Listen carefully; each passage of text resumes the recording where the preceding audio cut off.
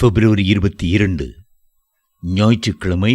துதிகளின் மத்தியில் இஸ்ரவேலின் துதிகளுக்குள் வாசமாயிருக்கிற தேவரீரே பரிசுத்தர். சங்கீதம் 22:3.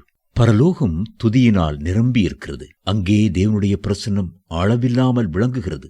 பூமியிலே யார் யார் முழு இருதயத்தோடு கர்த்தரை துதிக்கிறார்களோ அவர்கள் மத்தியிலே பரலோக தேவன் இறங்கி வருகிறார். துதிக்கிறவர்கள் ஒவ்வொருவரும் பரலோக தேவ பிரசன்னத்தை தாங்கள் வாழும் பூமியிலேயே அனுபவிக்கிறார்கள்.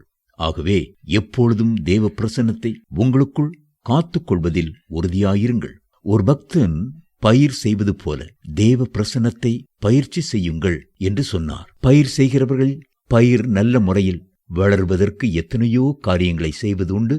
நிலத்தை சூழ வேலி அடைக்கிறார்கள், நிலத்தை பண்படுத்துகிறார்கள், உழுகிறார்கள், விதை விதைக்கிறார்கள், தண்ணீர் பாய்ச்சுகிறார்கள், பாத்தி கட்டுகிறார்கள், களை எடுக்கிறார்கள், உரமிடுகிறார்கள், பூச்சி மருந்து தெளிக்கிறார்கள். பயிர் வளர்ப்பதில் கண்ணும் கருத்துமாயிருக்கிறார்கள். தேவ பிரசனத்தை பெற நாம் அப்படித்தான் பயிற்சி செய்ய வேண்டும்.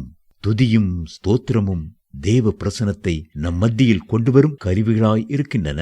துதித்தல் என்பது கர்த்தரை மகிமைப்படுத்துவதாகும். ஸ்தோத்திரம் செலுத்துவது என்பது தேவன் செய்த நன்மைகளுக்காக நன்றி செலுத்துவதாகும். துதியும் ஸ்தோத்திரமும் ஒரு பறவையின் 2 இறக்கைகளைப் போன்றதாகும். துதித்து ஸ்தோத்தரித்து தேவ பிரசன்னத்திற்குள் நாம் கடந்து செல்கிறோம். உன்னதங்களிலே உயர் ஸ்தலங்களிலே தேவனோடு உலாவுகிறோம்.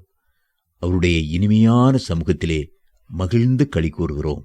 தேவ பிரசன்னத்தை தன் வாழ்க்கையில் பயிற்சி செய்த தாவீது ராஜா சொல்லுகிறார், கர்த்தரை நான் எக்காலத்திலும் ஸ்தோத்தரிப்பேன், அவர் துதி எப்போதும் என் வாயில் இருக்கும். கர்த்தருக்குள் என் ஆத்துமா மேன்மை பாராட்டும், சிறுமைப்பட்டவர்கள் அதை கேட்டு மகிழ்வார்கள். சங்கீதம் 34:1-2. எப்பொழுதும் கர்த்தரை துதிக்க முடியுமா என்று நீங்கள் கேட்கலாம். யார் யார் எப்பொழுதும் தேவ பிரசன்னத்தை உணர்கிறார்களோ அவர்கள் எப்பொழுதும் அவரை துதிப்பார்கள். கர்த்தர் நம்மை உருவாக்கியதே அவரை துதிப்பதற்காகத்தான்.